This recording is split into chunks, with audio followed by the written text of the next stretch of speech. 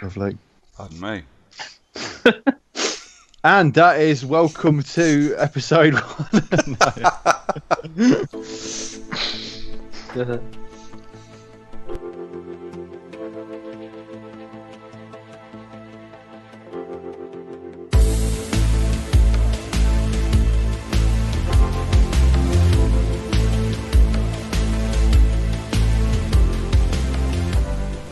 Hello and welcome to episode 113 of the Character Unlock podcast. It is the usual three of us. My name is Lee and with me is John. Hi. And Brooker. Hello. How are we both doing, gents? I'm good. How are you? I'm awesome. Yeah, I'm alright, thank you. I'm just chilling.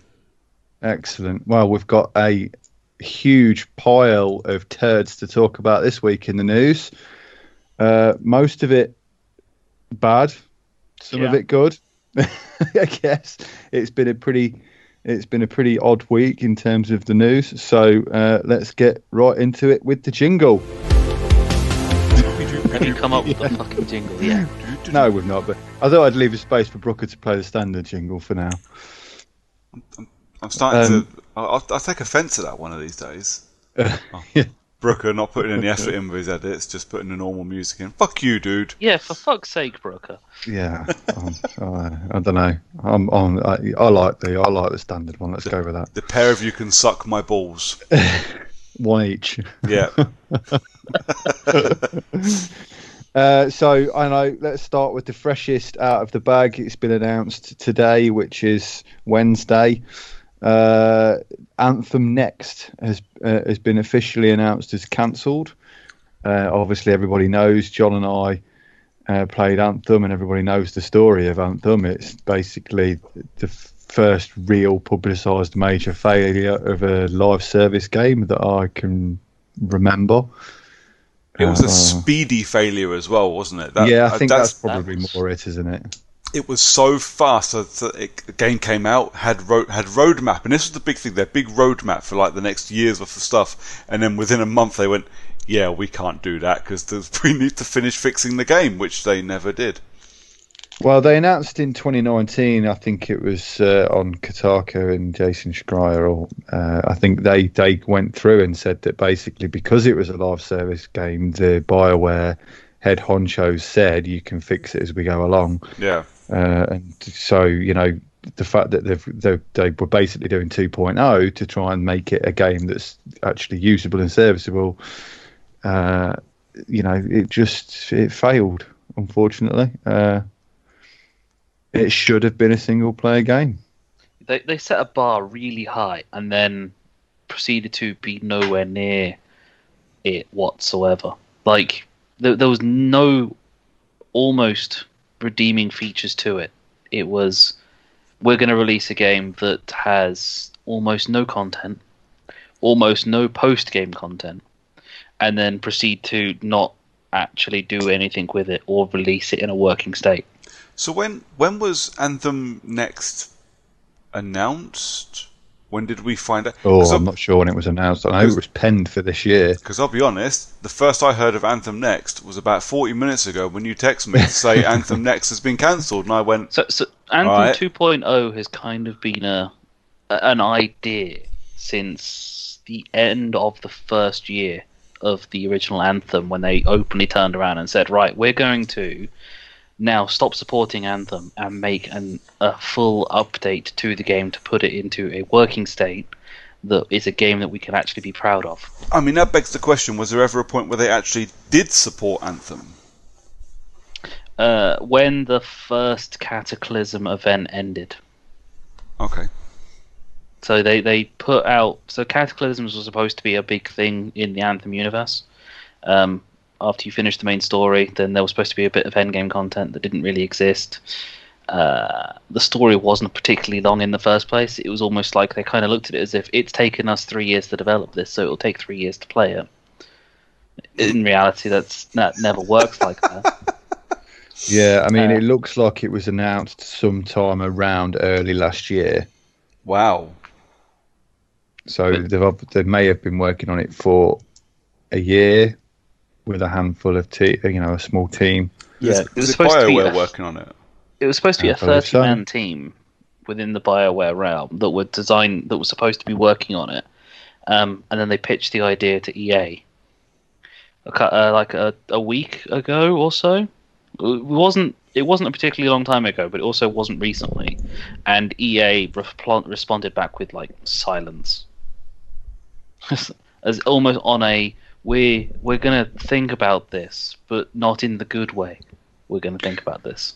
Yeah, I think another sticking point for Anthem being such a big, headline failure was the fact that they pulled resource from Mass Effect Andromeda to make it. Yeah. And therefore, both games in the end were trash.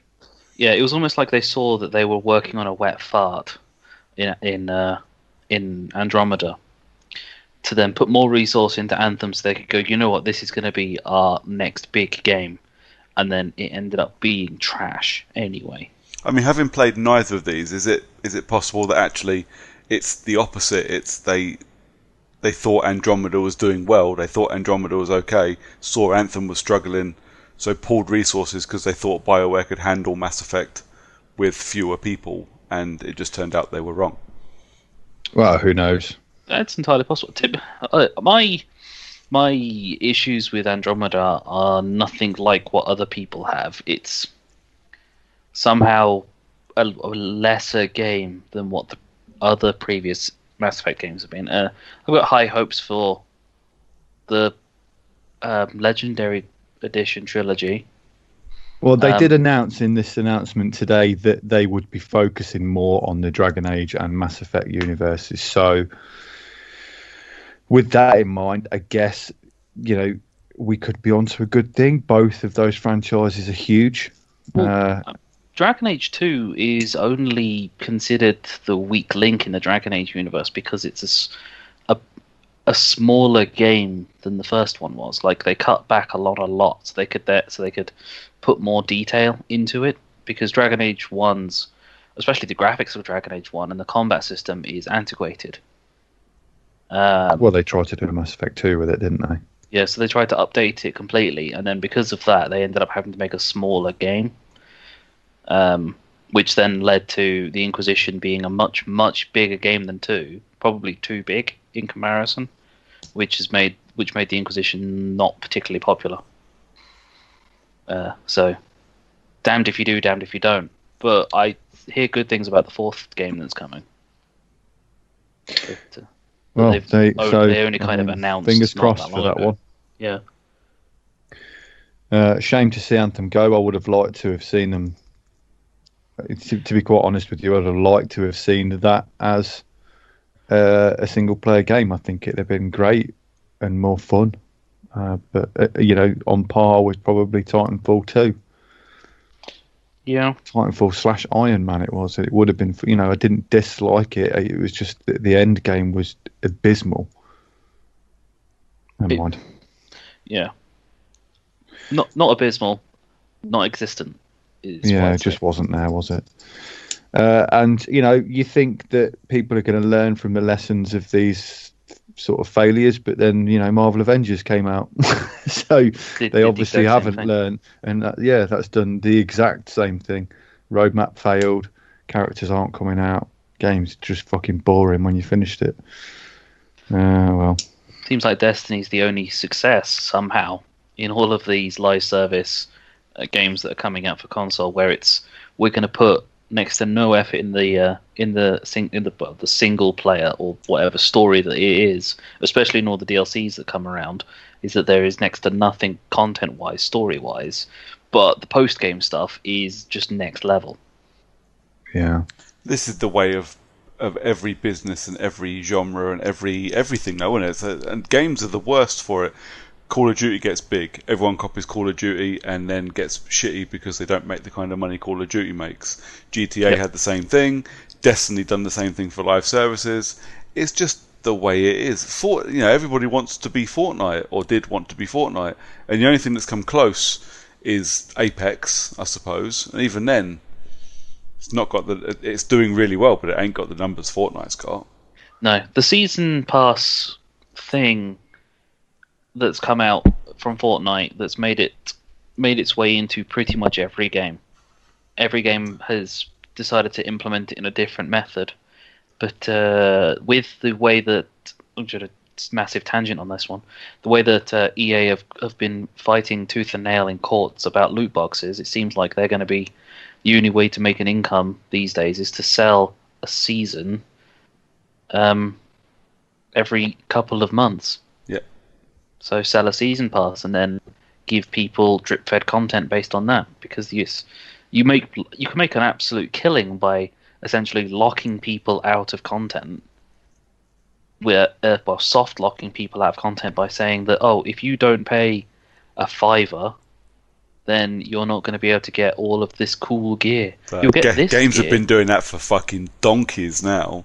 Yeah, but paying a $5 every 2 months, every 3 people see a $5 every 2 months and think, oh, that's not so bad. In reality, that's an entire game over the course of a year. But if that's the only game you play, which does tend to be the way with a lot of these players. Yeah, unfortunately. It's getting the balance, isn't it? It's getting the balance. The Destiny balance is pretty good. Generally, a lot of them go too heavy on how much it's going to cost you. I mean, sports games by EA are a good example of wallet raping, essentially. But on the exact opposite point of wallet raping, Insomniac Games have decided to give away Ratchet and Clank PS4 in March for those people that don't already have it or don't have the PS Plus collection. Nice. Which is nice. So anybody out there that doesn't have PS Plus, then you can have Ratchet and Clank next month. And I thoroughly enjoyed that game. It's definitely worth picking up. Well, that's the remake, isn't it? It is, yeah. Which I enjoyed. I think I finished it. Didn't platinum it. I finished it because I wanted to go watch the film, which is basically just all the cutscenes from the game put onto a cinema screen. I forgot Ratchet and Clank had a film. I need to watch that. No, you don't. It's funny. I know. It's all right. It's just nice to watch it, but Arthur likes it.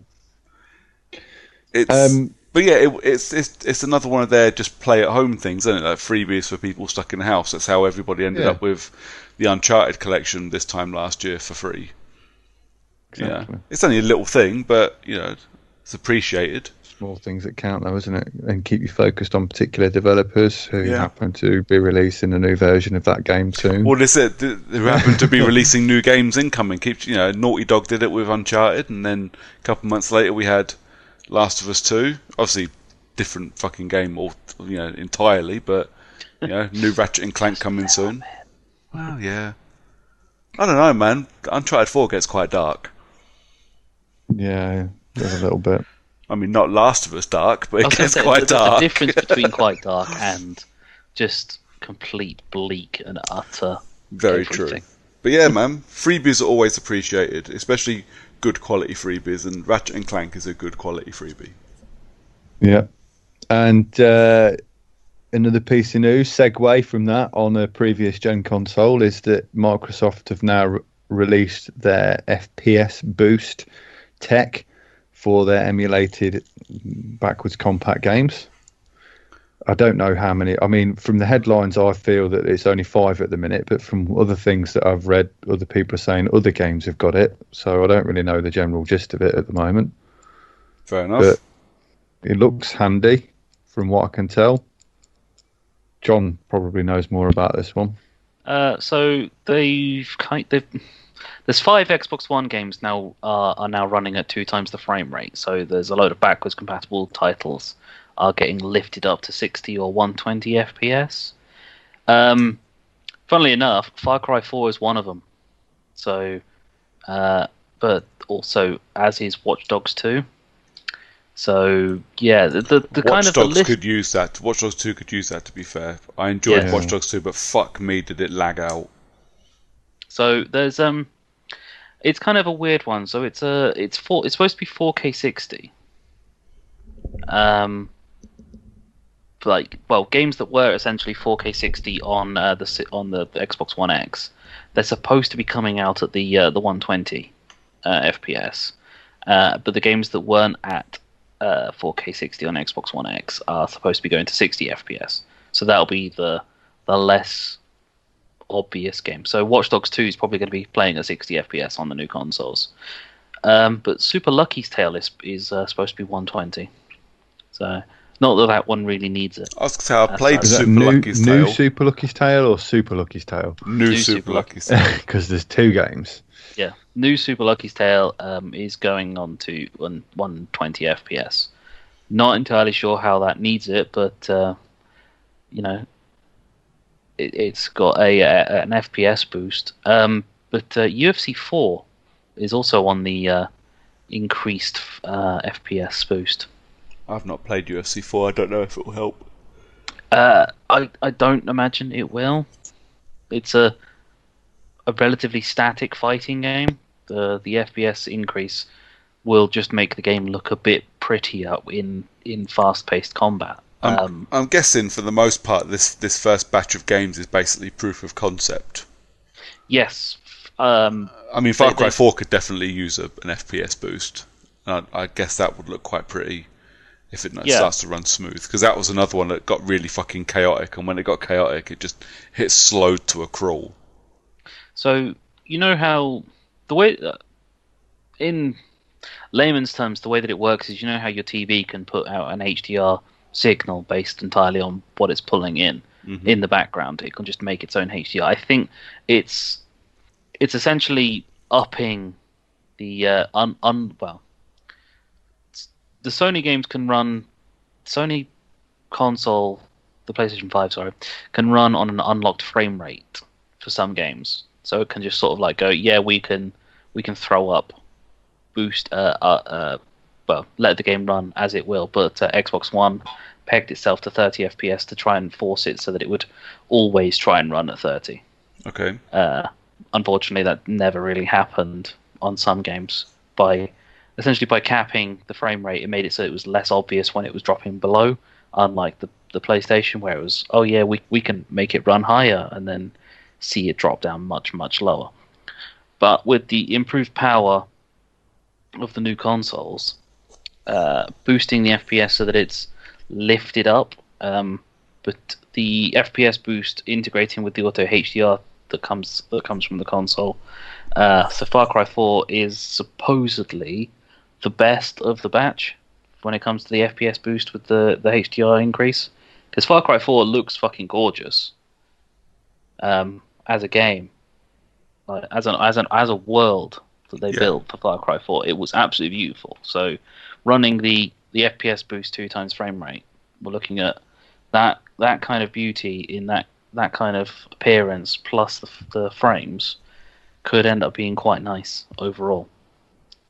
But that is assuming you have the TV and the capability of running with HDMI 2.1 through your TV to get that sweet frame rate. Otherwise, you're looking at spending a small fortune on a replacement. But it'd be nice. Assuming you care enough. Yeah.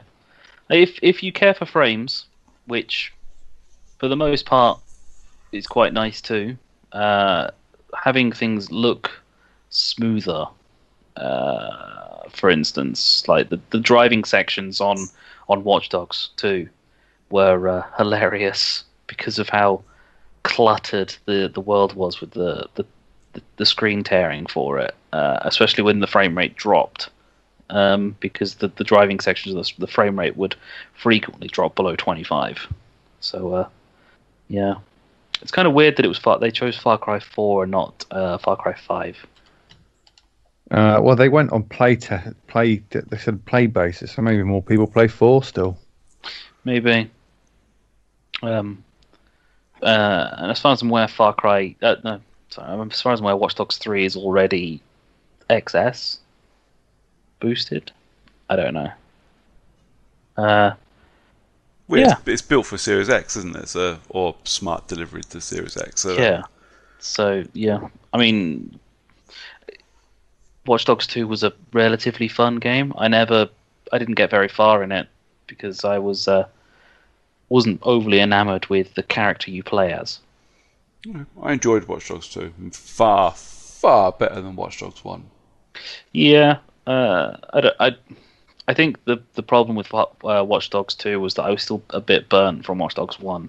I forced myself to finish that. I probably should have given up like what you did.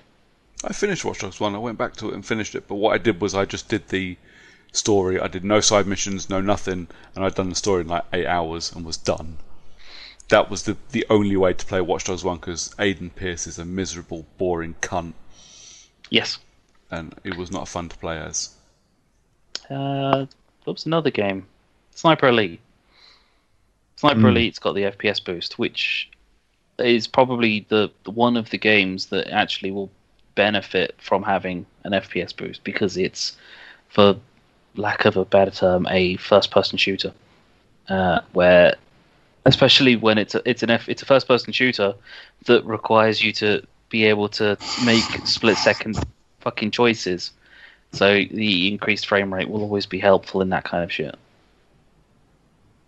So yeah, FPS boost should be a good thing. Cool. I look forward to playing something that it works on. Well, assuming the list of games gets bigger over time. Yeah, well, I expect it will.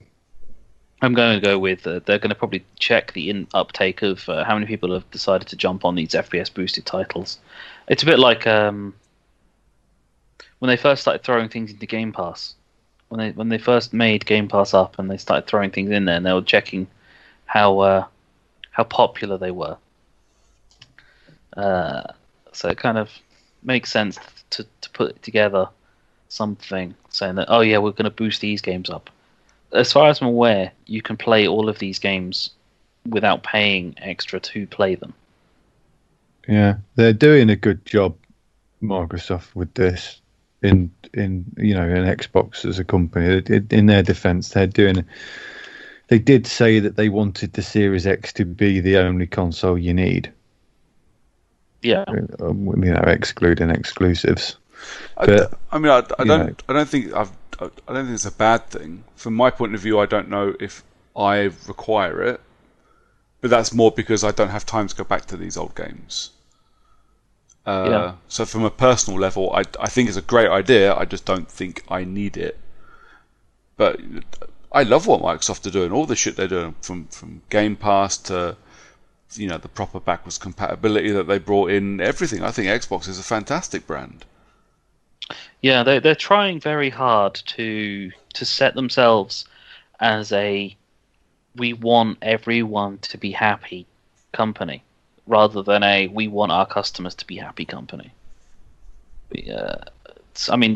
All of these things are obviously they're going to be good for the customers. All of the customers are going to be sitting there going, you know what? Yeah, I'm really glad with these things. But if they're putting out stuff that doesn't necessarily seem that difficult to do, like this FPS boost, for instance, it's probably not that difficult for Sony to implement their own version of it. They've shown that it's possible, that it's doable, and that it should probably be something that they should definitely try investigating themselves, especially when they've already got most of the games that they have with unlocked top end for FPS. So if they've already got most of the games that are going to get these boosts to them on the Xbox with an unlocked FPS on PlayStation, then there's almost no reason for them to not just go, well, we'll allow them to play at higher FPS. I feel like I've said FPS a lot. Time to move on. Yeah. I haven't got an FPS to move on to. So, Days Gone and possibly more PlayStation exclusives are moving to PC. Why? Why would anybody want to play Days Gone on PC? That's unfair. I know some people really. Will it be better on PC? No, it will still be fucking boring. It will still be dull. It's the third game in the list, because was it Horizon's on PC now? Horizon and Death Stranding are both on PC. Death Stranding, yeah. So it's just the next one in the list. They went after Horizon. It was really quiet on the PlayStation games going to PC, but that was probably because of the PS5. But I'm guessing Sony feel like they're on the other end of it now, and they're going, you know what? Let's start porting again. So we're getting Days Gone. There's probably always been plans to do it, because it's another revenue stream. And now that the same with the Xbox. Now that the consoles are the same basic architecture as a PC, the work to move it over isn't half as much as it was to move over a PS3 game. Yeah, It's worth doing because people buy these games on PC. Yeah, there's going to be people out there who've already got multi-thousand-pound fucking PCs. This is the that thing, you aren't see, buying consoles. When you look at Horizon Zero Dawn looks fucking gorgeous. It is an absolutely beautiful game. It was a beautiful game on the PS4. It was a beautiful game on the Pro, and it's an even more beautiful game on the PS5. I can't imagine what it looks like on a PC with an insane graphics card that costs more than all of my consoles combined. Yeah, there's going to be someone out there with a 3080 who is, while we talk, mining for bitcoins, but probably has just finished playing Horizon Zero Dawn in some ridiculous frame rate, because I feel I've no idea because I've not got it myself or played it, but I don't know what the FPS lock is to the PC versions of these games. I think by the end of the year, we will see both The Last of Us 1 and 2 jumping onto PC, and they will probably break Steam. I don't know about that. It's very much dependent on how well received the other games that come out. Well, the thing is, Death Stranding and Horizon have both been very well received when they've hit PC. They've sold well, and they've done great for Sony. I don't know. I don't know if PC is the market for The Last of Us. Just my opinion. I don't know. I don't know what other exclusives. The Uncharted games didn't come out on PC. No, they didn't. No, they haven't. I don't. So based on that, I wouldn't expect Last of Us to make it over either. I would say The Last of Us is one of those genuine PlayStation experiences that Sony and Naughty Dog probably want to keep on PlayStation. Yeah. And I suppose once you start putting them out, then it's just going to be with the rest of their games are going to come out onto this at some point. So I don't imagine that Horizon 2 sales are going to drop at all based on its release on PC. But me knowing that it might end up on PC means that I definitely won't be bothering to buy a PlayStation 5. So I have no reason to buy a PlayStation 5. The exclusives themselves, as good as they are, you haven't played the originals anyway, so you've got no reason to play the sequels. No. But I can play Horizon Zero Dawn if I choose to on the PC. It's been out a fair while yet, and you've still not chosen to. I don't have a PC that's really going to be good enough to play it. You can't play God of War yet either. True. I'm not going to play Days Gone. PC or not. Oh, do you know what? I think that if that game didn't have the unreasonably boring item collection and material collection thing in it that you just have to do constantly, it might not have been so bad. It is just collecting flowers while there's fucking zombies everywhere and just collecting fucking things in how it just got really boring very quick. Yeah, because you needed so many mats to just build the most mundane shit. There were parts of it as well that just frustrated the shit out of me. I remember more than once this happened as well. Like you're going into like an area filled with zombies, and the design of the game is you should be walking around, sneaking up, getting rid of zombies, and moving on to the next one. Do it all unseen. And if you kind of go around, and if you walk past a magic line that you don't know where it is, suddenly the dude will stand up and go, I guess I'll come back later. No, I'm just moving around. We haven't stopped playing yet. Get your ass back in the bush and let's get back to this fucking game. It's not a well-made game in my opinion. I really didn't like it. I thought it was boring. I thought it was just naff. And I know so many people that loved it. And I question my friendship with these people every day. Yeah, It wasn't for me. I tried twice. I've tried as well. I can't. I know, and it's sat there on my to play shelf, and I think I might just move it to the fuck you shelf and never going back. No, put it on the sell on eBay shelf, because if you ever want to play it, it's on the PlayStation Plus collection. Oh, I don't sell things, mate. It's hassle. It's hassle to keep it. I ain't got room for that shit. Yeah, that's true. So there's a couple of others. If John, you wouldn't mind talking about these because you raised these as news points. So we've got GTR 7's been delayed, but then let's be honest, it's not really a Gran Turismo game if it's not delayed, is it? To be honest, that's no. its first delay. Yeah. The last Gran Turismo got delayed 4 times before it actually came out. So GT7's been delayed, but the weird thing, so the only interesting part about the delay is that they've openly said right off the bat, this is a COVID-related delay. That's the only reason to why this is actually interesting. It's the first delay that I've seen where they've openly said we can't do it because COVID, as opposed to other companies when they've said, yeah, we're really struggling to get this together because we can't do it to the state that we are. This is Sony openly, the Sony studio openly saying, yeah, COVID, we're not doing it, which makes me feel like it's a typical Gran Turismo. They weren't going to release it in the time frame they wanted to, so they're delaying it and then just using and saying, oh yeah, COVID, that's a great reason, great excuse. I wish that I could delay all of my work because of COVID. You probably can. See, I'm the opposite. I've had loads of my work delayed because of COVID, and I fucking hate it. Yeah. Them openly turning around and saying, yeah, COVID is the reason we can't release a game.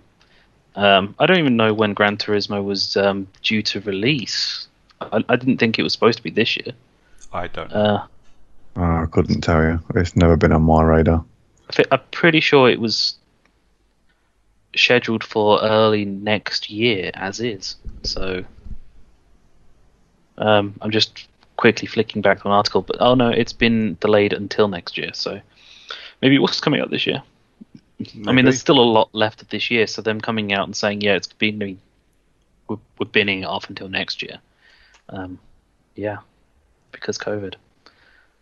I mean, it's pretty clear that a lot of these companies have had to take an entire year out of all of their development, bar the stuff that people can do at home, which may or may not be a lot. So, but at least it's universal across the entire planet, and not just studios affected in certain countries, like it has been in the past when there have been things, natural disasters and such. Say, or what other things that can happen that can shelve development for a couple of months. We've basically had an entire year of shelved development, or halved or quartered in a lot of places development due to this for an entire year. So. Yay! Yep. Do you want me to just keep reeling off news stories, or are you going to introduce? Yeah, them? you've got You've given me the proverbial floor. Yes, so you've got the Vampire Masquerade. Vampire The Masquerade Bloodlines 2. Paradox Interactive, the publisher, have pulled it from the developer, which was Hardsuit Labs. Hardsuit Labs, one of their content creators, is currently under investigation for sexual assault. So they had previously delayed the game for them removing all of the content that he created, which, fair play to them. That's a pretty big statement and pretty big move to make, where they've just said, we don't like this guy has done something abhorrent, so we're just going to remove everything that he's done from this game, as opposed to just getting rid of him and putting someone else in to do what it is that he was doing before, which has put a big chunk of the development behind. I'm guessing internal investigation from Paradox has probably been and looked at the rest of the company and thought, you know what, this was probably going on for a long enough time. Enough people knew about it and did fucking nothing. So they've just looked at the developer and just canned them. So, but Vampire the Masquerade Bloodlines looked like a relatively good game when it was first released. The original was released about 4 years ago. I think it was a 2016 game. So 5 years ago, actually, now. I'm pretty confident it was a PC exclusive, but this one was shown off at not E3, the other one that came out that basically just there was a gaming thing last year at some point. Wasn't Vampire the Masquerade 2 Bloodlines 2 shown at the Xbox thing before the Series X launch? I think it might have been, yeah. But it looked like a really good and fun vampire game in comparison to a lot of the other vampire games that have come out recently. Because it was announced at the same time as Stalker 2. Yep. Yeah, so it looked like it was going to become a really good fucking looking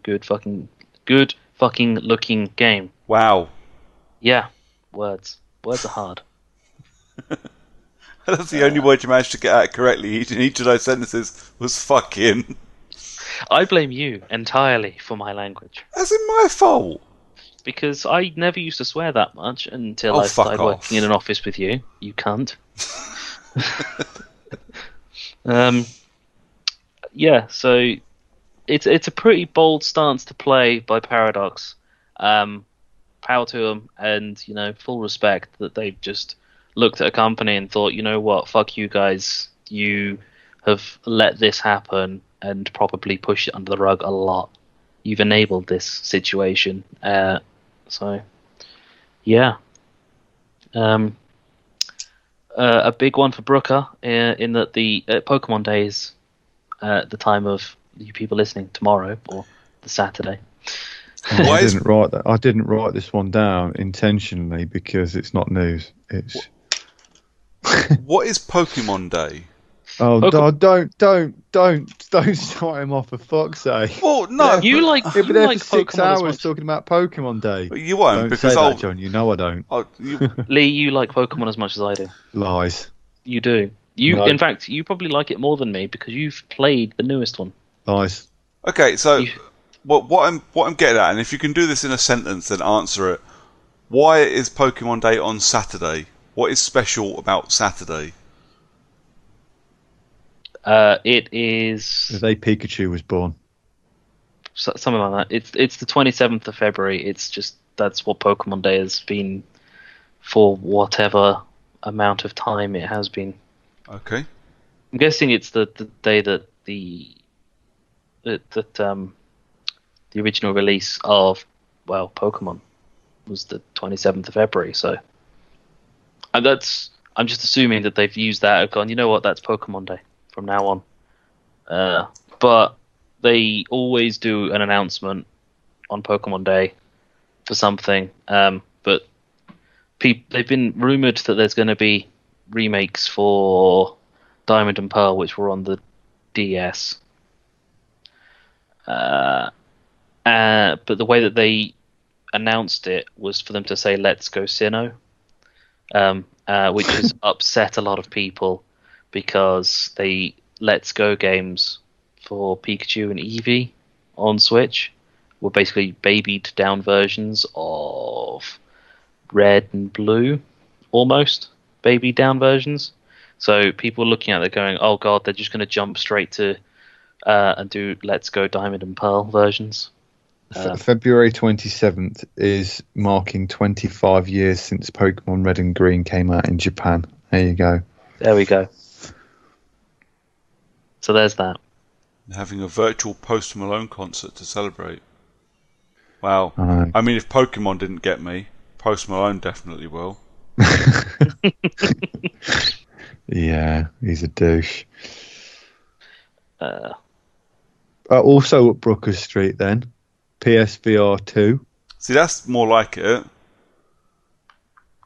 But yeah, so there was a big interview with one of the guys from PlayStation, which is where the Gran Turismo news, the Days Gone news, both came from, and he said that they are working on PSVR 2, the officially unnamed PSVR 2. They don't. He literally came out and said, we don't have a name for it. It's just our next VR. But dev kits are rolling out to people now, so we're unlikely to see anything, I'm guessing, until at least 2023. Which would be good, because it will give me time to save, because it's going to be fucking expensive. Because it's going to come with a nice new controller and a single cable setup, which is what they say it's going to have. Yeah. Single cable connection to the PS5. Yeah. Single cable to the PS5, a new controller. How many does it have now? Well, to be fair, it still only has one. It's just bundled together. It goes into a splitter. Oh, right, okay. But I don't know. I'd have to get up and have a look at the back of my PlayStation, but I don't think there's a port in the back of it that you can plug anything into without unplugging the HDMI. So basically, the PS4 or the PSVR currently, you take the HDMI cable out the back of the PlayStation, and it splits the PlayStation to TV to PSVR.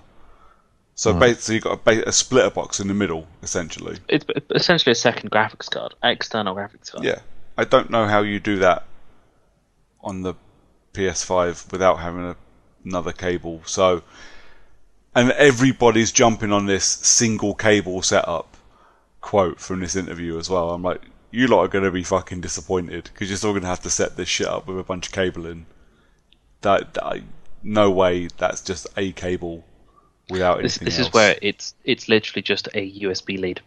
Well, what they mean is it's a single cable from the PSVR to the PSVR graphics card.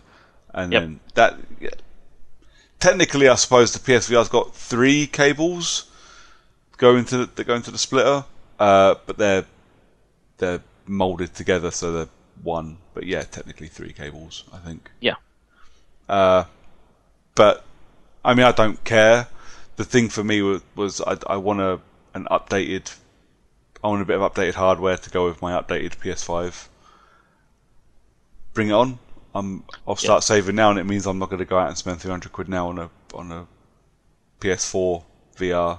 Yeah, well, I mean the PS4 VR was what, 2016, and this one's going to be 2022, 23. Yep. So in 2028, we're going to be getting the PSVR 3, which will be wireless. Yeah. I can wait.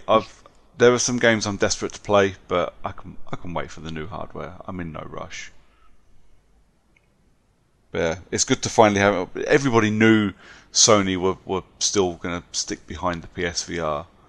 So we all kind of guessed that there'd be a 2.0 version coming at some point. Now it's confirmed that, and dev kits are out, so we shall see. Hopefully some more news trickles out in the next year or so, but I'm not holding my breath. Probably a good call. I mean, I want to be interested in it, but I don't know. Maybe it's not for me, I don't think yet. So the PSVR was good. It was a lot of fun, and the gimmicky stuff in it was great. The problem I had, and I think I said this before, the problem I had was I played all the fun games to death, and then there was just nothing for it. And lots more's come out since, especially since I got rid of mine. But it didn't seem to be supported, and it looked like it was going to go the way of the Vita. Yeah. Thankfully it didn't. But the tech is really impressive, and some of the games are fun. The horror games are good. Some of the horror games that are on it are brilliant. But the puzzle, but the puzzle games are great. The Batman VR thing is superb. It's a shit ton of fun. It's a great bit of kit. So a new one, yeah, I'll definitely be picking one up. Oh, that's cool then, I suppose. At least one of us can talk about it. Yeah.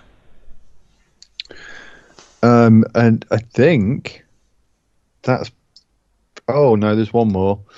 So Google Stadia have got major issues with the game Savage Planet at the moment. Fucking hell, the 9 people with the stadium must be really upset about that. Yeah, I'm absolutely heartbroken. because it's full of bugs, and they can't fix it because they fired the developers. Savage Planet Stadia exclusive? I don't think so. No, I don't really. pretty sure I you can didn't get it read on into it Xbox. any more than that. That's kind of just the headline. Oh, okay. But I found that mildly amusing. Just as like a turn of events, really, even if it is fight just the people a that can headline. fix your game. Yeah, Turns out to be exactly. fucked, and now you can't fix it. Wow. That's what you get. Well, I mean, they probably weren't expecting the game to come out completely fucked. So, but yeah, throwing a game out after firing the developers is pretty Google poor planning. dissolved the developing team. Oh dear. Yeah, must have owned the developer for it then. I think it was a port to the Stadia, so it was probably just a company to a porting company as. No. Journey to the Savage Planet was made by Typhon Studios. Never heard of them, if I'm honest. They were bought by Google in 2019, but Google shut down studios just a few weeks ago, which affected 150 jobs, unfortunately for them. And now they can't fix the game because they got rid of everyone. Oh, Jesus. Apparently Stadia were slopey shouldering it off to 505 games. Yeah, that's Brilliant. Because I remember seeing. I know that Savage Planet's on Xbox because I've seen it through Game Pass. So yeah, I'm guessing it was a 505 Studios publishing job there. So now, but the fact that when it finally went onto their own console and it was broken, that fucking tickles. It does, doesn't it? Man, fucking money makers, man. Crazy. And yeah, so that is all of the news, I believe. Has anyone got anything else? Any more? Don't think so. Yeah, Full I'm house? pretty sure we're done. Cool stuff. Right then, time for the next jingle. Oh, that's never going to get old.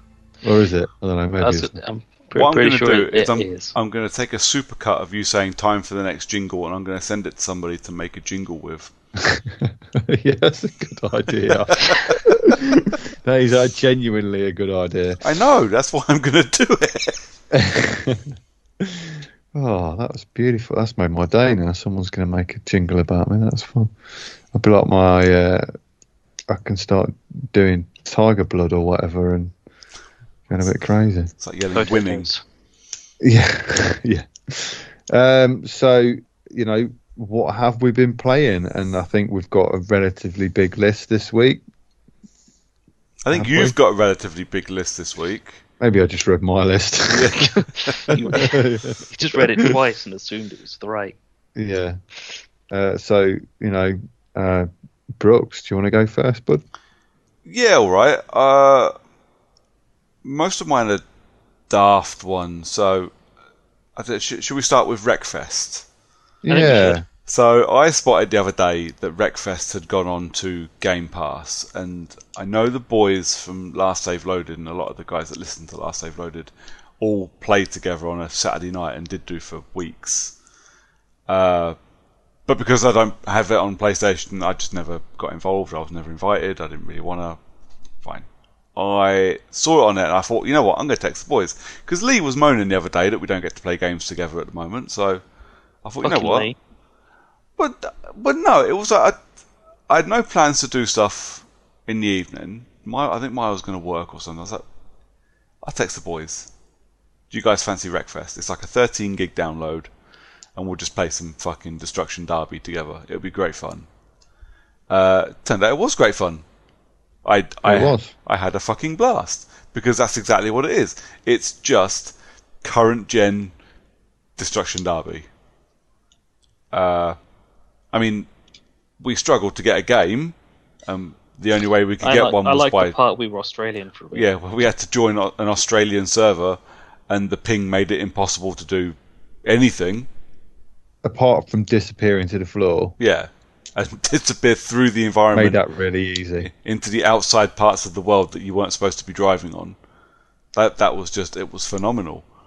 But once we got into a game, it was a lot of fun to be a school bus just wrecking the fuck out of everybody.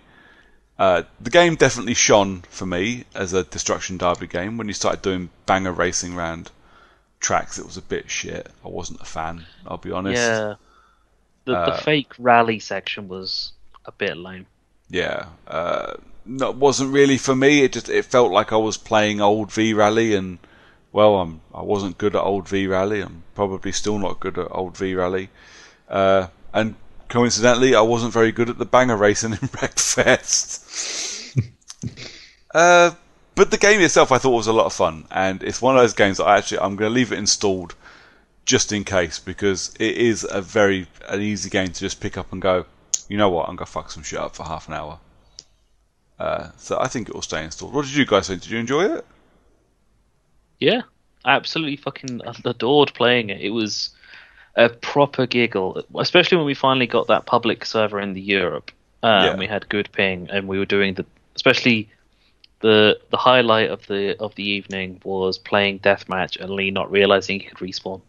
Just sitting watching. Watching as I drove. The highlight for me was that Karina person that literally was just dodging everybody and not doing anything, and then winning. Yeah. The El Marino, I think their name was, wasn't it? Yeah. She was talented. She would reverse the whole fucking time. No one could get fucking near her, and she won.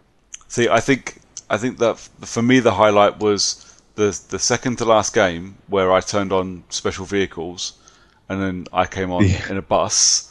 And I think that was mine too. Wrecked everybody, but then the next game, everybody turned up in a bus. Yeah, that was my favourite. Everyone in the bus. It was eight buses, one lawnmower, and a motorhome. And it was the greatest thing I've ever seen. And a dude on a sofa. And one sofa chair. And I genuinely wish I had my hard drive attached to my Xbox so I could have recorded the whole thing. It was a fucking blast. I enjoyed that match. But yeah, that was Wreckfest. That was the proper. That was one of two games this week, or in my long weekend. I had a couple of days off back into last week, and it was one of two games in my long weekend that was an on-the-fly decision to play. The other one was even more random than Wreckfest. I was sitting on Thursday, continuing my Hitman playthrough. I was just dicking around doing some challenges, and I saw our mate Paddy was streaming, and I saw he was streaming the medium, and considering he said he was going to be ending it, I was like, well, I've already had the ending to the medium spoiled, so I know how it ends. So you know what, I'll join in and I'll chat a little bit between challenges, because I'm not doing anything I have to concentrate on in Hitman. I'll dick around on that, and I'll have a chat, and just do a bit of chatting away on Twitch. And he finished the medium, and he was going through his list of games to play, because he finished the medium about 10:30, then maybe 11 o'clock, and he's like, well, I like to stream for a few hours. I want to go to at least like 12:30. And he was going through his list of games, and he spotted Tetris Effect Connected, which I think I've spoken about on the podcast before. I played it a little while ago just because it was there, and I really enjoyed it. And literally, he called me out on his stream. He told me to fuck off Hitman and come play him at Tetris. So I did. I spent 2 hours Thursday night playing co-op Tetris, which was interesting. It's 3-player co-op Tetris. So it was me, Paddy, and an AI. So, and again, this is something we definitely need to do, because it was a shitload of fun. And basically, each of you has a Tetris window to do your Tetris thing, as you normally would. It is Tetris after all. Everybody knows how to play Tetris. But every now and then, your 3 separate individual windows that you're playing Tetris in all join together and you have to put down blocks one at a time while other people are choosing where to put theirs in preparation. So you have a lot of teamwork is involved at that point, because it's quite easy to go, oh shit, I was going to go there, and now you just put your block down and you fucked me up completely, hence you've also fucked us all up. Well done. That was a lot of fun. I've got no idea how we did. I don't know if we won or lost, or if it was even possible to do either of those things, or if it just continues.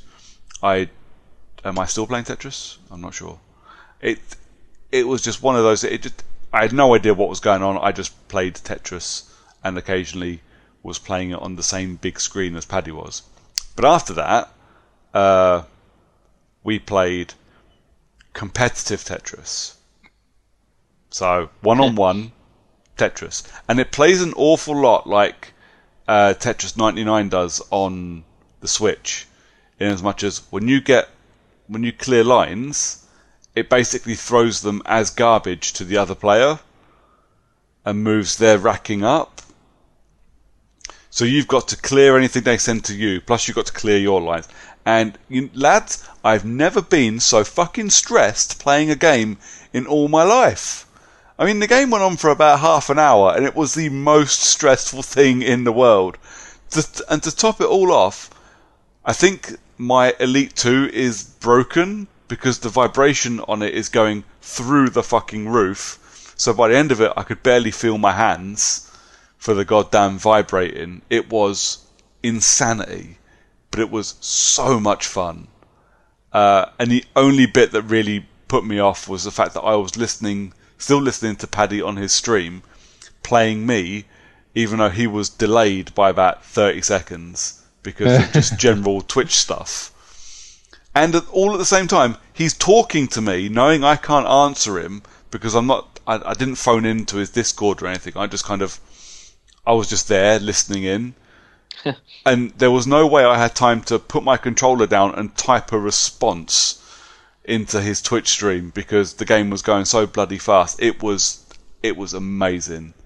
It genuinely was so much fun, and I want my wife loves Tetris, and I want to play her at it as well. And at some point, I will definitely I will text you two one random Sunday evening and go, "Do you want to play some competitive Tetris?"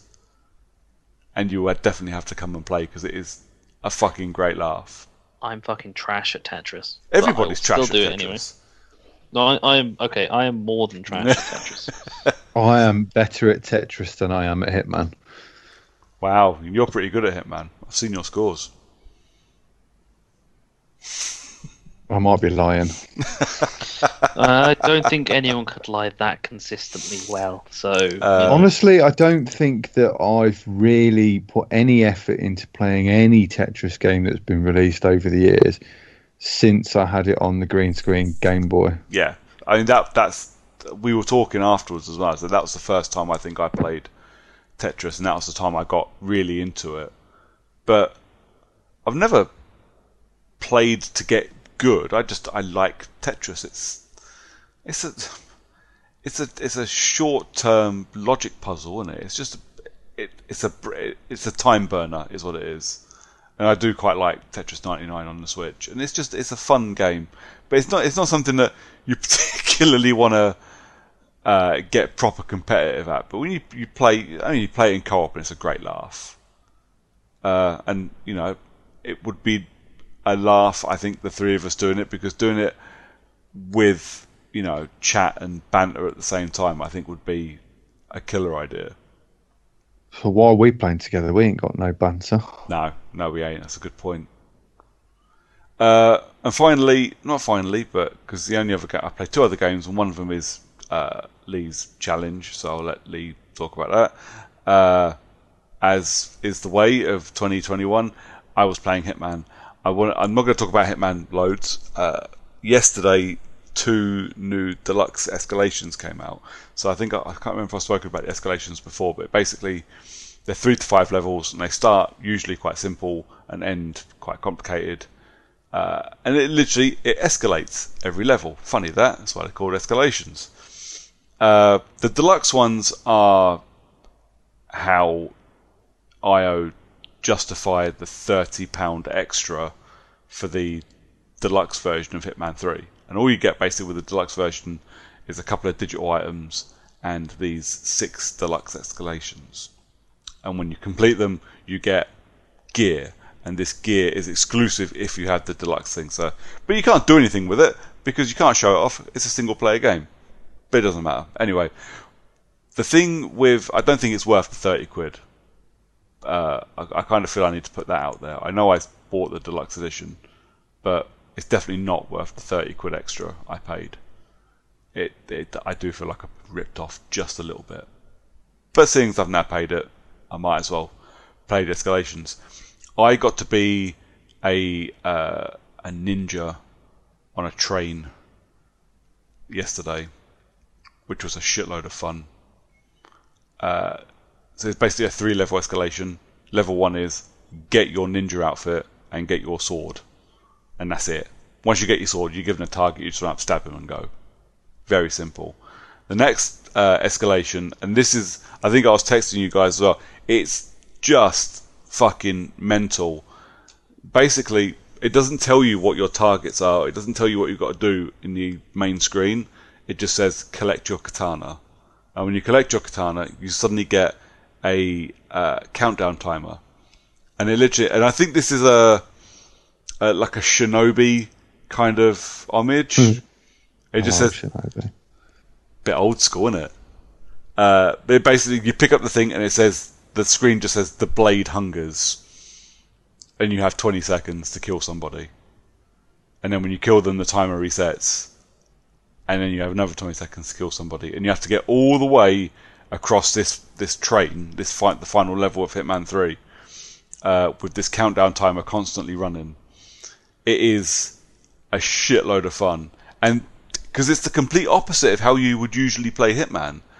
There's no sneaking. You ain't got time to sneak around and wait for people to have their backs turned. You just have to run and fuck them up. And basically, the second level of this mission is they say to you, "Here's a sword. Fuck up as much as you can, as quickly as you can, and get to the end." And it was just such a laugh. It was such a great time. Frankly, I think it was over too quickly. I'll probably go back and play it again, see if I can better my speed. But it was great. And the third escalation was be a proper ninja. Like, you have to get to the end of this train and kill your target, but no one is allowed to see you. The second someone sees you, you fail. Which was interesting. I only failed it once, I think. Maybe twice. But yeah, the escalations. That was my Hitman time yesterday. And I think that's me done. Okay. Legion. I played Wreckfest. Yeah, we know. In all seriousness, in the last 2 weeks, the only games I've played are Wreckfest for new games. And I played some Crusader Kings 3, as I've said before, Prison Architect, FIFA, and Call of Duty. Awesome. Come on in, Lee. So last time we all had a little chinwag. I was playing Cyberpunk 2077. I have since finished the game, and I will share my thoughts on it with you. When you say finished, I've finished it. oh, okay, so you proper 1000G'd it. No, but the only thing I'd need to do... Actually, no, I missed one. So the only achievements I actually have left to do on it are story-related ones related to the ending of the game. Okay. One of which is actually missable because you have to do something on a mission earlier on, which I didn't know, and I haven't got a save from before that point. Nice. So generally it's a 20-hour run through. And then a couple of others for finishing the game with the different choices. So I mean, I've done my playthrough and I've aced my playthrough. Yeah. If the game gets updated, which they've just postponed the next update for it, so I'm not expecting it happening anytime soon. But once it goes up to Xbox Series X scaled game and all the updates and everything in and some of the DLCs in, then I'll drop back in and have another playthrough and get the remainder. I think I did enjoy it. The story missions and the scripted side missions are brilliant. Okay. The characters are great. They look great. They're voiced great for the most part. I see a lot of pictures online of Johnny Silverhand or Keanu Reeves looking fantastic in pictures from Cyberpunk. I don't know how those people got those pictures because every time he showed up in my screen, it was mostly digital. So that keeps confusing me. But I presume it was probably a glitch because there were so fucking many of them that I just didn't know what was a glitch and what wasn't a glitch and what was supposed to be happening and what wasn't. The amount of shit, and like some days I would have to reset the game 4 or 5 times. It was unbearably bad, and they said that it runs really well on the new console. Well, it fucking doesn't. It might look better and run slightly better, but the bugs, they are everywhere. They are absolutely just people like you'd be talking to someone in the middle of a conversation and they would just flat out fucking disappear into the floor. Nice. And just weird shit like that. Never occurred that. to shit like that. I feel like I definitely got a really good playthrough out of it in comparison to what you did, or I just didn't notice half the bugs that you did. Well, some of the ones that I said to you, you said you'd had. Yeah. But some of the, maybe once I'd had a couple of days of fucking hell, there's bugs everywhere. Then I was just looking for them after that, I guess. But yeah, like cars just being a foot or two off the floor for some reason. I never figured that one out. The only ones I truly noticed were the audio bugs, but that's because they were headphones. fucking annoying. They were so annoying. So yeah, it's a fucking buggy mess. But the soundtrack is stellar. Yeah, it is. It's extremely good. In fact, I've actually been listening to it for what feels like about 4 days now. Because I started the Cyberpunk playlist on Monday and I'm still listening to it at the minute. So I don't think I've crossed back over. It normally finishes when you get to the end. I just like that all of the story missions were named after songs. Yeah, that's true. So I like the story was good, albeit it took a while. It didn't introduce you very well. I found at the start, it took a while to pick everything up, what was going on, and I think that when I go back through, I'll understand the first couple of missions a bit better in terms of what the fuck is going on. It did feel like the prologue was, well, depending on which of the 3 you picked, the prologue was either completely too short or doesn't build or lead you into any kind of way that the story is going to develop. Then Act 1 itself is also tiny because you're very, very limited in where you can go and what you can do. Then Act 2 just blows the whole fucking game up and it's just fucking massive and mega, and finishes with Act 3 essentially being 2 missions. Mm-hmm. Unless you do go around and do all the fucking side quests. Yeah. The Judy side quests I found were a lot of fun. Deep sea diving. Yeah, I quite like that one. That was different and interesting. Yeah. The Pan Am one's not so much, but I did like the giant tank. Yeah. Because who doesn't like a fucking giant tank in any game? I found Pan Am to be the most interesting of the characters. Yeah, I did too, but mostly because she was always facing away and leaning over a wall. Okay. And I know that's why you thought it too, John. You fucking game pervert. Okay. I'm kidding. But you can tell they spent a lot of time coding the females in the game. Yeah. Some guy had a riot with that.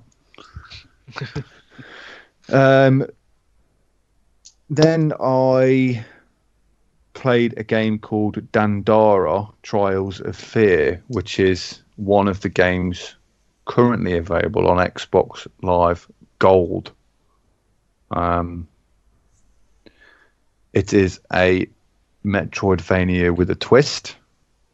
So it's right up my street because I do like a Metroidvania, and it was a really good one. And I'm really chuffed to announce that I thoroughly enjoyed it. It was a lot of fun. So the difference between this and the others is you can't walk on this one. So how it works is in a wheelchair. Yeah, there's no strict gravity as such, and you can only jump around the screen to other parts of the wall, so you can sort of launch in as omnidirectional in a straight line to another wall. And the whole game is based around that, and the puzzles are all based around that movement as well. And it's a bit awkward to get hang of it at first because it takes you a while, but as soon as you figure it out, it feels a lot like a cross between sort of a Metroidvania and a top-down shooter. So yeah, I really enjoyed it. That was great. Good story too. Yeah, although a bit weird, but I mean, I wouldn't put it on the par with Cyberpunk, but it was different at least. I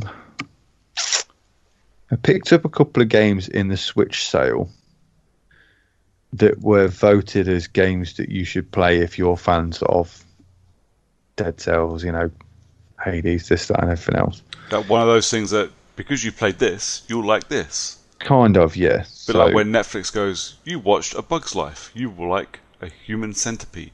Yeah, something like that. And it's probably actually a good analogy for this because these games, they're not good. They're not. If I liked Dead Cells and I liked Hades and I liked The Messenger, I don't like Minoria. Fair enough. It feels like you're playing that. Oh shit! What was that game I played a while back, where you play a witch that was done by the guy who did Metroid originally? Fuck. No idea. You'd know it if I spoke about it because it was a really odd one. It was a Kickstarter. But basically, it felt like that, but it was shit. Basically. Fair enough. The enemies are overpowered. There's not much in the way of being able to telegraph what they're going to do. So it makes dodging them not work very well. But you have to get in really close to attack or use something I can't call it, an incense or some shit. But you only get a limited number of those every save point. Save points are sporadic at best, and if you die, you go all the way back to the last save point and lose all progress. Wow. And they are not near enough to each other for how often I died on that game. I'm sure Arthur even said, "Daddy, this doesn't look very good." Which is unusual because he likes everything. But I think he was just reading me going, "What the fuck is going on here? This is shit." Fair enough. Basically. Bloodstained, that's what I was thinking of. Yeah, Ritual of the Night, Bloodstained, and Curse of the Moon, weren't there? Was a few of them. Yeah. So it kind of had that feel to it. So it was like nuns and witches and all that fable crap. But yeah, I can't honestly see me going back and putting much more effort into that. I will give it another pick up because I'm relatively close to the game, and maybe once I start picking up abilities and stuff, it might make it a bit better. But I did have a quick read, and all of the best abilities in the game are locked behind beating bosses without being hit. Wow. And the best early one is you get from the first boss, and I'd already beat the first boss, so now I can't get it anymore. And I'm just thinking, you know what? That's fucking lame. So I might give that one a wide berth. Sounds like a good idea. Smart. And the other one was a game called Super Daryl, which is all right. I've only played it for a little bit. It's bizarre, It's really surreal, and the dialogue is relatively funny. The combat is button based in the terms of you can attach multiple different types of powers to, I think, 5 different buttons. So you basically have one dash button, but you can attach different powers to. And then you have a punch button, which you can attach power to. And then 3 sort of specials. And the specials that I have at the minute, one's a banana boomerang. One's like a set of 3 moles that pop out of the floor and pop the enemies up. And the other one's like electric fingers. It's really hard to... It's like hand-drawn. I will report back on that one because I've not really played it too much. I just thought I'd mention it. But that was another one that came up in the sale on the Switch wish list because I picked it up somewhere else. And the current game, Immortals Phoenix Rising, I finally started. And I'm pleased to report it's very good. Cool. Yay. Very good. They've taken the best parts of Assassin's Creed, probably slightly too much of the bad parts, but they've taken all the good stuff of Assassin's Creed, good quality voice actors, nice ideas, things to do, plenty to see. It feels a lot like Odyssey in the terms that they've got a lot of the similar voice actors too, and they were all very good. They've chosen the Greek god myth line, so that's really cool too, because obviously they're all pretty wicked. And they've taken some of the really good bits from Zelda Breath of the Wild. Obviously, I don't think I would make that connection. It feels and kind of looks the same, I guess. It feels more like an Ubisoft game to me than it does Breath of the Wild. But I can see people's point. The similarity it does have with Breath of the Wild are the things called vaults and the puzzles that you have to do. That's where it's very similar. And occasionally a harp makes a noise that sounds just like the ocarina, which is also similar. But yeah, I'm really enjoying that so far. It's got a hint. It's probably a little bit on the cheesy side. But it is a bit, it does have a bit of comedy in there. It is light-hearted. It's quite funny. It looks great, plays great. I've not encountered any bugs with it yet, with exception of the standard Ubisoft. It really doesn't like quick resume. Brilliant.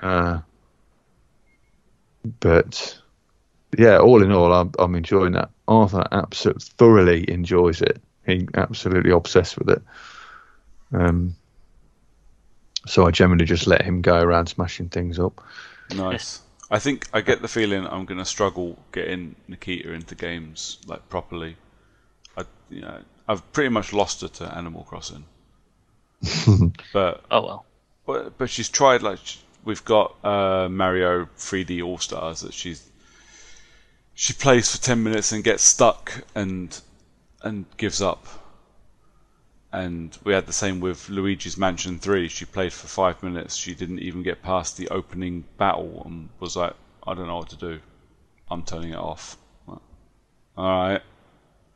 If this is how it's going to be, it's good that basically we bought you a Switch that is literally going to be an Animal Crossing machine. There are worse games to play. Yeah, true. That's quite relaxing, though, isn't it? And it's not offensive in any way. So. Oh no! And the game's fucking huge. If that's what she wants to do, that's fine. But I'm like, I'm lucky. I get to share shitloads with Nikita. Like, she loves movies and TV and books and all of this stuff. But I don't think games is going to be her thing, and that's fine. But while she's sitting playing Animal Crossing, I can sit and play other things. It's all good. But, yeah. But she loves horror films, so swings and roundabouts, isn't it? Well, I played this on story mode, which obviously is the main reason why Arthur's able to play it. And it starts off and it has the same balance that story mode always falls foul of, in that it starts off and it's fine. Then you get a little bit janky and there's some areas that you can't go into because the enemies are clearly too hard for you. And then within what feels like minutes, everything on the map, anywhere, is literally not powerful enough to even scratch you anymore. Nice. So the balance for story mode's a little bit off, and it's a shame because I would have liked it to have scaled a little bit better in terms of, looting around the map and stuff. I'd like there to be areas that I can't just wander into, but now I could pretty much wander anywhere and it makes no difference. Yeah, see, I don't mind. I regularly pick baby mode if I'm playing a game now because I don't care about achievements and all that. So I just want to play the game, and if it's got a baby mode, I'll play it. But I like things like God of War felt good, even on story mode. The big guys, you didn't feel like you were going to get your ass handed to you, but you could. Yeah, it was never. It was still never a walk in the park. You still had to it wasn't a breeze attention. at all. You still had to play the game. You couldn't just sit and watch it happen. But yeah, it is a shame when baby mode turns out to be a bit much like that. Well, the really obvious one is that there's an achievement for getting the max level of combo something or other, and I think you have to get 84 hits to get that, and the most hits I've managed to get was 42, and that was right at the start of the game when I went into a very powerful area. Yeah. Now, even on bosses, I can't get more than 30, despite going the whole fight. I literally fought like a boss with about 15 minions earlier, and I got 32, and I didn't take a single hit. Nice. I just think I'm going to have to knock it up. Yeah. But remember to put it back down when Arthur's playing. Biggest issue with a lot of games' baby modes is that they somehow manage to make it so you can't get certain achievements because the game just is that bit too easy that you can't do certain things. Yeah. Like getting combos. You just not because you can't do the combo yourself. You just run out of enemies. Yeah. But, all in all, it's definitely a game that's worth playing. I'd say even for you two guys, I don't think you'd be disappointed with it. It's light-hearted, simple and easy walk in the park, and the story is actually pretty entertaining. Cool. So that's me. Except for February's challenge game. I just want to go on record by saying, fuck you and your game. So, February's challenge game that I chose for you two guys was a game that I found a few years back on the Switch. And I played it on the Switch because it came up as part of a sale, and I thoroughly enjoyed it. And then not too distant past, it came onto Xbox Game Pass. And I've got clouded visions of the game from when I played it originally, because it is very similar to all the sort of games that I do enjoy playing. So maybe I don't remember it being difficult or tough. I just remember it being a good game with a good story, and now it's free. So I chose that, and it turns out it might be slightly more difficult than I remember. I did play it through again. I again didn't have any difficulties with it, but like I said, this is my area of expertise in gaming. So I struggled quite a bit. It was not easy. It was certainly rage-inducing at times. Did you not find it ultimately ridiculously satisfying when you did finally finish a set piece though, and you could sit and watch him actually go, this is the what? Because obviously all of the times that you were playing it, that was him just looking at visions of the future. Yeah. Until you found the one where you actually made it, and he went, "Yeah, that'll do." Yeah. And then he did it, and then he basically did it. It's really the premise behind it is really clever, and the story is amazing. And when you get to the end of a set piece, it's great.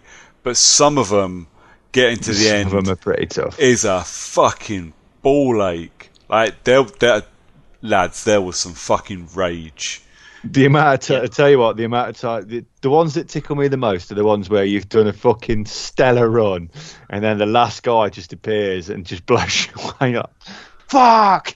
Yeah. Yes.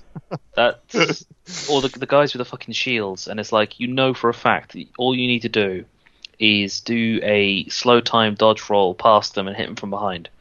Just a dodge roll. Okay, fine. You do your dodge roll, you hit them from behind, and then you turn around and shotgun. Yeah. It's just, or there was one mission where I was just flicking through, and it no whatever light took me an hour to go through it because there was just the sheer volume of enemies on multiple floors that it just was a nightmare trying to get through it, especially when it seemed like the enemies weren't moving in the same kind of pattern. Yeah, they chunk up a little bit, not too much, but they don't start. They're still in the same rooms. Yeah, but they don't start in the same place. So they could be. Whereas when you start your first run, the guy might be standing behind the door, and next time you come in, he'll be walking, pacing through the room. But the stuff like that. But you know what? The thing that infuriated me the most, the mission when you've got the multiple lifts at either end of the rooms, and you can just work your way down the floors. Yeah. The lift would open up, and the enemy was there already shooting you before you got a chance to do anything about it. Yeah, they got me a couple of times, and then I remembered what happened every time one of those lift doors opened. Did you? You're swinging as the lift door opens because you know some fucker's going to come out of it. There's a really odd achievement in there that I don't think I got it on the Switch, well, because there's not achievements on the Switch, but I think there was like a collection on the Switch that you could look at. But there's one where you get into one of those lifts after you've picked up a Molotov and you just set it off in the lift and burn yourself to death. Nice. Which I always thought was quite odd that they would put that in as something as a checkpoint. Giving up early, I think it was called, or game over or something. I liked a lot the pop culture references and a couple of other things, like killing Pyramid Head from Silent Hill. Yeah.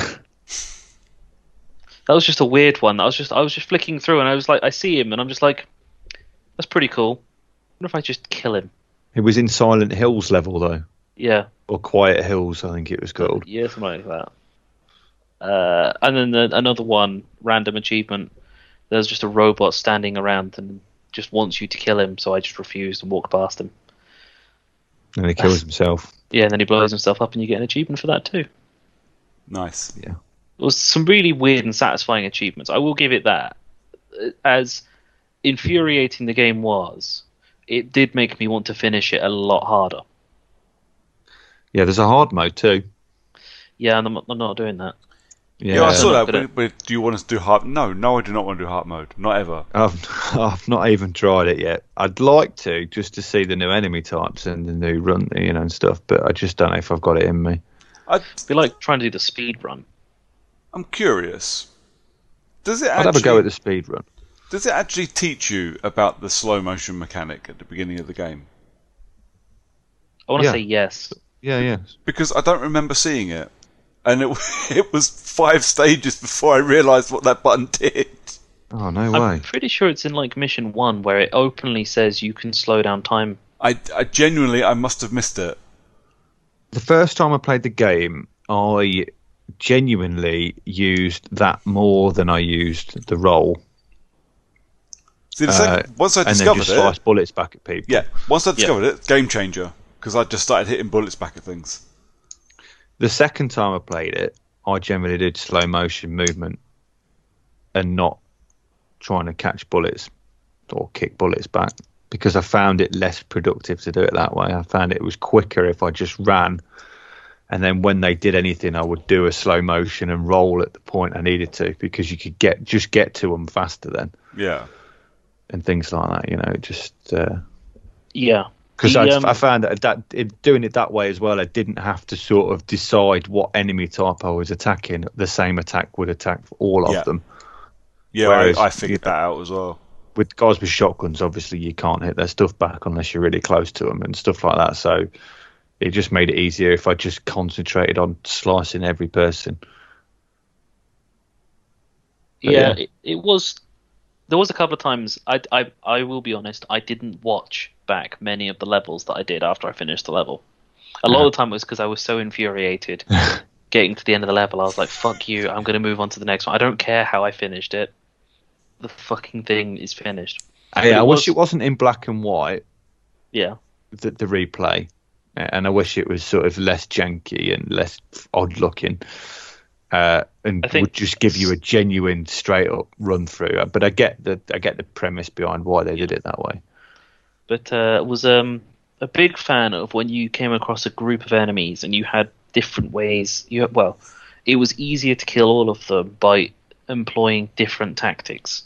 So, yes, you needed to slow and reflect a couple of bullets, do a couple of rolls to kill a couple of enemies, but there being just another one that pops out of a door, like quite far away, so you can't hit them, but you had just picked up a bottle randomly, so you could just launch it back at them. So, stuff like that, top drawer, and I can't fault the game for that.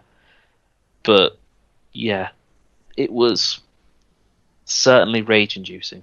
It got me as angry as Super Meat Boy did. Which, that I still haven't finished Super Meat Boy, and I never will ever play it again. So yeah, I can't remember where I got to on that. That was hard, though. The impossible game levels of rage playing that game. It was...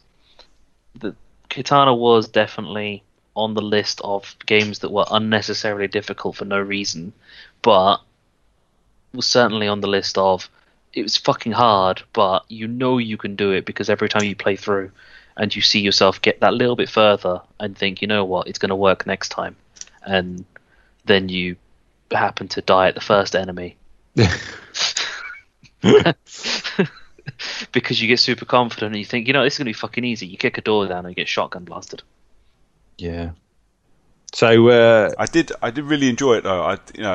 Rage aside, once I got to the end, I really liked it, and I was glad to install it.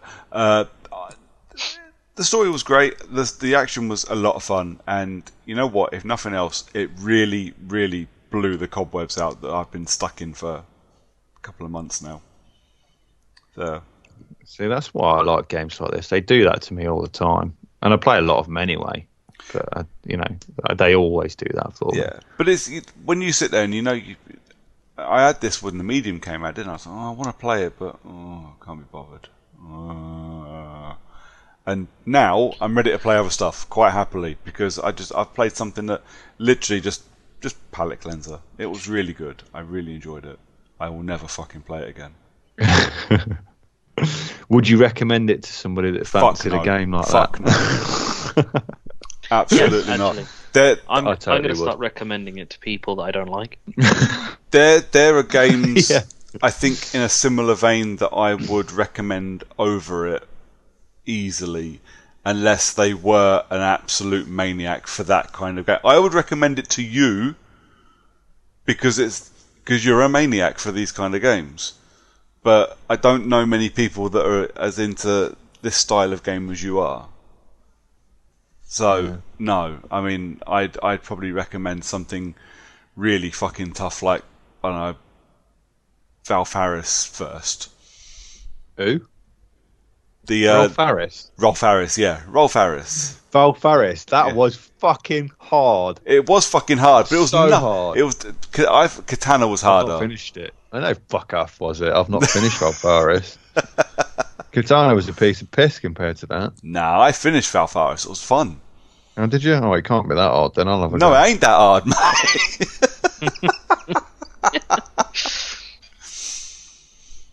Maybe I'll pick that back up. I'll throw a lot of that one because it looks fun. Yeah, I'll be honest. This is one of the few times I've played a game in this style. I think the last time I played a game that was in this kind of style of I don't even know how to classify Katana. It's like it's a pseudo Metroidvania. But yeah, it's just a side-scrolling platformer. It doesn't do anything different, does it? It doesn't. Yeah. You don't get any power-ups or anything like that. You're the same all the way through. This isn't the type of game I would normally have played, and will probably not continue playing. You've not changed my mind at all on side-scrolling platformers. Well, I went with that one mostly, like I said, because I felt it was a good game, but it had a good story too. A lot of the with the exception of things like Hades, a lot of those side scrollers don't have a very particular or endearing story. They just have good guy, bad guy story, So you know what you need to play, John? If you haven't played it yet, you need to play The Messenger. The Messenger is dope. The Messenger is fucking great. So Cyber Shadow is on Game Pass at the minute, and I think that's made by Yacht Games. I can't remember, and I'm sure it's made by them as well. But I'm pretty sure it's not going to be as good as The Messenger because I've not heard much about it. The Messenger I played because I played the demo they had at EGX when you were playing the DLC for it, and I played the standard demo and really liked it, so I bought it on the Switch. And yeah, I think it's on Game Pass now as well. It is, yeah. But yeah, definitely play The Messenger. It's a lot. It's really funny as well, like laugh out loud funny. It's absolutely brilliant. But yeah, don't play Katana again. Fuck that. Okay, and that's us. Do you want to know your game for March? Yeah, go on then. Go on then. I was torn, and the only reason I've gone for this one is because I want to play it. I need the challenge as an excuse to play it, and I don't want to delay it till later on in the year because I know it's an easy 1000G, and someone will grab it and play it for the next fucking challenge that turns up to get 10,000G in a month, like you did with Full Throttle, because that was going to be my choice for this month. Fuck you, Lee. So I've chosen Call of the Sea for this month, which looks interesting. Little adventure game. Yeah, it's like a 4-hour 1000G as well for those that are interested. I've seen it on Game Pass, so yeah. I'll get it downloaded and installed. Yeah, I think I've Ready already to go on installed it. Monday. So it's an otherworldly tale of mystery and love set in the 1930s South Pacific. Could be fun. King Kong's going to be there. Maybe. She looks kind of like she's going to get attacked by some giant monster, doesn't she? Yeah. Would it be the Kraken? I say it's Call of the Sea. It'll be something Cthulhu-like, wouldn't it? Mm-hmm. Solve puzzles and unlock secrets in the hunt for your husband's missing expedition. That is one faithful woman. If I went missing, Georgie would just be like having a party.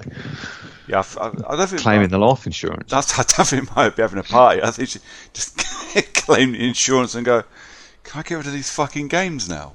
These steelbooks. Can you get rid of these fucking steelbooks now? Someone want to take these steelbooks away. Get them out of my fucking house. Except Breakfast Club. She'll keep Breakfast Club. She'll make I'd say she'd make a fair decent amount of money off of it. She won't, because she'll just sell them to whoever offers money. She first. Would. Yeah, like tenner. It's like the Blu-rays. They can't be worth that much. They're just discs. Call of the Sea. Right. Well, on that note, gentlemen, it's been a blast. Thank you for joining me today for this podcast. You are very welcome. Yeah. And I guess we'll speak again soon, and we'll hopefully be recording again soon for everyone else out there listening. Cool. Yay. All right then. Good night, guys. Good night, gentlemen. Bye.